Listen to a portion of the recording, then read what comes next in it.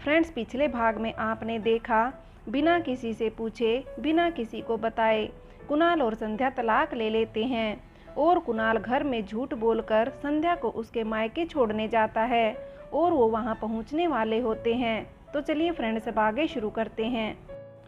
अब कुणाल ने गाड़ी रोकी, संध्या का घर आ गया था।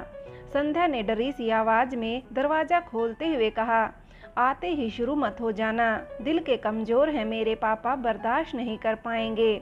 हम तो पत्थर दिल थे, कुणाल ने तंज कसते हुए कहा। संध्या बिना कुछ कहे अंदर जाने लगी। रुको, साथ चलेंगे, कुणाल ने रोकते हुए कहा। दोनों साथ अंदर जाते हैं। उसके इंतजार में उसके मम्मी पापा राह बिछाए बैठे थे। दोनों में खुशी थी, इतने दिनों बाद जो मिल रहे थे। दोनों ने एक साथ मम्मी के पैर छुए। सदा खुश रहो, तुम्हारी जोड़ी सदा बनी रहे, आशीर्वाद देते हुए उमा बोली।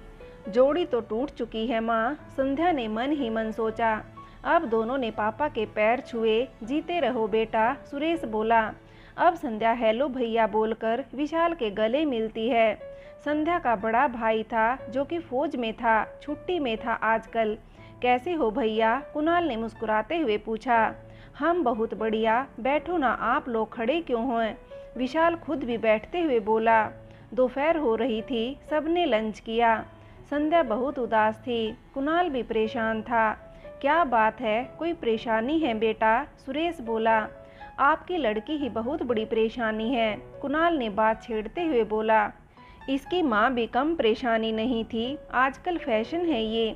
तुम दामाद नहीं बेटे हो मेरे, इसलिए बता रहा हूँ, सुरेश मजाक समझकर बोला। कुणाल भी हंस पड़ता है और याद करता है जब वो देखने आए थे लड़की ऐसे ही बैठे थे।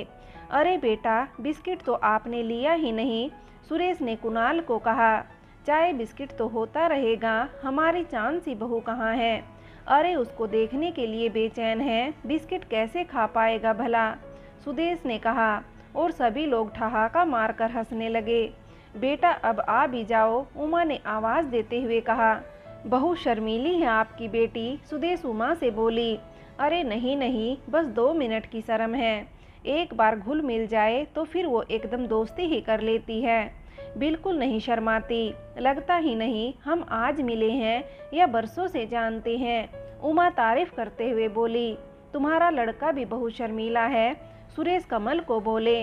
अरे अब उतना नहीं रहा जितना बचपन में था, बड़ी मुश्किल से थोड़ा बेशर्म बनाया है, हंसते हुए कमल बोला। लड़की आती है और धीरे से आकर कमल और सुदेश के पैर छूती हैं। कुणाल देखता रह जाता है और मन ही मन सोचता है, अरे ये तो संध्या है, मेरी फेसबुक फ्रेंड, इसको दिखाने लाए हैं मुझे। ये क्या, ये खुद ही मना कर देगी? संध्या भी अवाक रह जाती है और सोचती है, अरे ये तो वो है, ओ माय गॉड, अरे ये क्या हो गया, बुरी फंस गई मैं तो। नज़र झुका के बैठने नहीं बुलाया है यहाँ, एक दूसरे को देखो, शादी होने वाली है आप लोगों की, रवि छेड़खानी करते हुए बोला। और कुछ बोलता कि कुणाल ने आंख दिखाकर चुप करा दिया। कुणाल को लगा संध्या मना कर देगी बाद में, क्योंकि वो आपस में बहुत बात किया करते थे, दोस्त ही थे बस। कुणाल मजाक में कई बार बोल चुका था कि तुम मुझसे शादी करोगी क्या? तो संध्या कहती कि मैं शादी करूंगी तो बस नीरज से। नीरज संध्या भी एक दूसरे को ऑनलाइन पहले से दिल दे चुके थे, कभी आमने सामने मिले नहीं थे, मगर फ़ोन पर व्हाट्सएप पर बहुत बात होती थी। कुणाल सब जानता था संध्या के बारे में। दूसरी तरफ संध्या ने सोचा था कुणाल को सब पता है और मेरा अच्छा दोस्त भी है, ये ज़रूर मना कर देगा। दोनों सोच में डूबे थे। उमा, सुरेश, सुदेश, कमल चारों अपनी चर्चा समाप्त करते हुए, भाई हमें कोई एतराज़ नहीं है, बस लड़का लड़की मान जाएं, एक दूसरे को समझ ले, ज़्यादा ज़रूरी है, कमल बोला।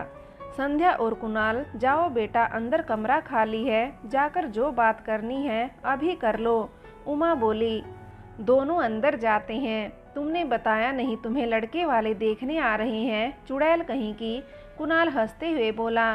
तुमने कौन सा बताया है कि लड़की देखने जा रहा हूँ, संध्या बोली। कुणाल मन ही मन सोच रहा था, कैसे बताता मैं कौन सा शादी के लिए हाँ करने आया था, अब आपसे तय होने वाली है तो मैं खुद मना भी नहीं कर सकता। क्योंकि मैं जानता हूँ तुम ये शादी नहीं करोगी। क्या सोचने लग गए? बात करने भेजा है। क्या बात करें हम तो एक दूसरे को अच्छे से जानते हैं। संध्या हंसते हुए बोली, मम्मी पापा तो शादी पक्की करके ही मानेंगे, उन्हें तुम बहुत पसंद हो। कुणाल बोला। और आपको? अभी संध्या मजाक के मूड में बोली। उसे भी यही लगता था कुणाल उससे शादी नहीं करेगा और शादी के लिए मना कर देगा। दोनों की उम्मीद एक दूसरे पर टिकी थी। वो ज़्यादा बात कर पाते कि आवाज़ आई, बेटा कुछ बात कल के लिए भी छोड़ दो, सारी बात आज ही कर लोगे क्या? उमा ने आवाज़ देते हुए कहा। बच्चे हैं, मॉडर्न ज़माने के, एक दूसरे से सवाल जवाब कर रहे होंगे। हमारी तरह थोड़ी है कि मम्मी पापा ने हाँ बोला और शादी हो गई। कमल बोला। दोनों बाहर आते हैं। कहाँ खो गए बेटा? सुरेश अपने दामाद को बोला। कुणाल पुराने ख्यालों से बाहर आया और बोला, कहीं नहीं, बस यूं ही। संध्या अब भी इंतजार कर रही थी कि ये कुछ बात शुरू करे तलाक की, क्योंकि संध्या को भी कुछ नहीं सूझ रहा था। संध्या भी हैरान परेशान थी। उसके प्लान के मुताबिक अभी तक सब ठीक हो रहा था, क्योंकि वो तो चाहती थी तलाक लेना और तलाक ले लिया। अब बस कुछ ऐसी वजह की तलाश में थी जिससे उसके मम्मी पापा भी तलाक देने के फैसले को सही ठहराएं, तलाक का विरोध या इस फैसले को गलत ना ठहराएं। ऐसे में उसे एक ही उपाय सूझ रहा था कि वो वही बोले जो कुणाल उसे गाड़ी में बता रहा था। फिर संध्या ने थोड़ी हिम्मत की और रोते हुए कमरे की तरफ भाग गई। उमा परेशान हो गई कि उसकी लड़की को क्या हो गया। वो उसके पीछे दौड़ी, साथ में उसका भाई विशाल भी माँ के पीछे गया। ये अचानक इसे क्या हो गया? सुरेश ने कुणाल से पूछा।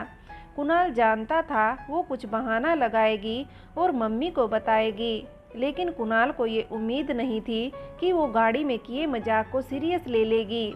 उसी से पूछो जाके, मुझे क्या पता, आपकी बेटी है। कुणाल ने जानबूझकर कड़े शब्द में कहा। क्यों, तुम्हारी पत्नी नहीं है वो? सुरेश भी सख्ती में आया। सुरेश को समझ नहीं आ रहा था कि क्या बात हुई। पहले दोनों परेशान थे, फिर अचानक एक रो रही है, दूसरे को उसकी कोई परवाह नहीं। मेरी पत्नी थी, अब नहीं है। कुणाल ने फिर कड़े शब्दों का दोबारा प्रयोग करते हुए कहा। क्या मतलब है तुम्हारा? ये कोई खेल है क्या? पत्नी थी नहीं है, कल ही 6 महीने हुए हैं। मैं कमल से बात करता हूँ, आखिर बात क्या हुई है? कोई ज़रूरत नहीं है उनसे बात करने की। मेरा और आपकी लड़की का तलाक हो गया है। हम एक दूसरे के साथ बिल्कुल खुश नहीं हैं, कुणाल बोला। कमरे के अंदर से गुस्से में उबलता हुआ विशाल आया और पीछे पीछे दौड़ते हुए संध्या और माँ। शायद संध्या ने सारी गलती कुणाल के सिर पर मढ़ दिया था। कुणाल ने उठते हुए विशाल की तरफ देखा ही था, इससे पहले कुणाल पूरा खड़ा होता, एक मुक्का उसके गाल पर पड़ गया। 4 अंगुलियां और एक अंगूठी का निशान जिस पर कछुआ बना हुआ था, कुणाल के गाल पर साफ दिख रहा था। सुरेश ने विशाल को पकड़ते हुए कहा, पागल हो गए हो तुम? भैया नहीं, मारो मत भैया, प्लीज हाथ मत उठाओ। संध्या चिल्ला रही थी, घर आवाज से गूंज रहा था। गोली मार दूंगा इसे। इसकी हिम्मत कैसे हुई मेरी बहन पर हाथ उठाने की, उसे परेशान करने की? शराबी जुआरी समझता क्या है खुद को? विशाल कड़कती आवाज में धमकाते हुए कुणाल को बोला। संध्या अपने भाई और कुणाल के बीच में खड़ी हो गई ताकि वो और उसे ना मारे। बात क्या हुई कोई बताएगा? तलाक ले लिया, हमें बता दिया होता। हम दुश्मन नहीं थे तेरे, तुझे परेशान करता रहा और तू सहन करती रही। सुरेश अपनी बेटी को बोला। अच्छा हुआ तलाक दे दिया, लड़कों की कोई कमी नहीं है मेरी बहन के लिए, ऐसे जानवर से तो लाख गुना अच्छे मिलेंगे, विशाल बोला। कुणाल ने सोचा चलो मार ही खाई, कोई बात नहीं, कम से कम ये लोग संध्या के साथ तो खड़े हैं, ऐसी मार तो मैं रोज खाने को तैयार हूँ। ढूंढ लो, मैंने कब मना किया? मुझे भी कमी नहीं है लड़कियों की, इसकी जैसी 4 तो अभी भी मेरी गर्लफ्रेंड है। तुम्हारी बहन तुम्हें मुबारक, इस पर तो धोखाधड़ी का केस बनना चाहिए। हिम्मत तो देखो, एक तो मेरी लड़की की जिंदगी बर्बाद कर दी, ऊपर से बेशर्मी की हद पार कर रहा है। उमा ने भी उसे भला बुरा कहने में अपना खाता खोलते हुए बोला। पुलिस तो बुलानी पड़ेगी, वैसे भी तलाक दिया है तो इसे पता होगा तलाक के साथ शादी में हुए खर्च लड़की वालों को लौटाते हैं, बर्बादी तो अब शुरू होगी इसकी। घर बार सब बिक जाएगा। चुकाते चुकाते विशाल बोला, है क्या इसके पास, सब कुछ तो बेच दिया इसने। कहते हुए संध्या ने उसे बचाने के लिए कहा, उससे हमें क्या मतलब, हमने नहीं बोला तू जुआ खेल, हमने इसे दारू पीने नहीं बोला। अयासी ये करे, सहन तू क्यों करेगी। विशाल शब्दों से प्रहार करता है। इससे बोल के क्या फ़ायदा, इसके मम्मी पापा को बुलाना पड़ेगा, उनसे बात करेंगे। उनसे बात करने की कोई ज़रूरत नहीं, मुझे बता दो कितना खर्च आया है। कुणाल बोला। संध्या इशारा करके कुणाल को मना कर रही थी ऐसी कोई हरकत करने को, मगर कुणाल नहीं माना। दे पाएगा 11 लाख, कहाँ से लाएगा। विशाल बोला, इतनी फिक्र है कहाँ से लाने की तो मांग क्यों रहे हो। कुणाल बोला। कुणाल ने आराम से बैठते हुए अपने सूज रहे गाल को हल्का सा दबाया और टेबल पर रखे पानी के गिलास को उठाया और आधा गिलास पानी पिया। कांच के गिलास होने के कारण कुणाल के मुंह से जा रहा खून का कतरा उसमें साफ दिख रहा था, जो धीरे धीरे पानी में मिलकर गायब हो गया, लेकिन होठ में अभी भी खून लगा था। कुणाल ने अपने होठ को पोंछते हुए कहा, बस 11 लाख, यही कीमत है आपकी लड़की की, 6 महीने का बस इतना किराया। विशाल अब काबू से बाहर हो गया और माँ का हाथ छुड़ाते हुए अपने कमरे की तरफ बंदूक लेने भागा। फ्रेंड्स, आगे की कहानी के लिए कहानी का अगला भाग देखें।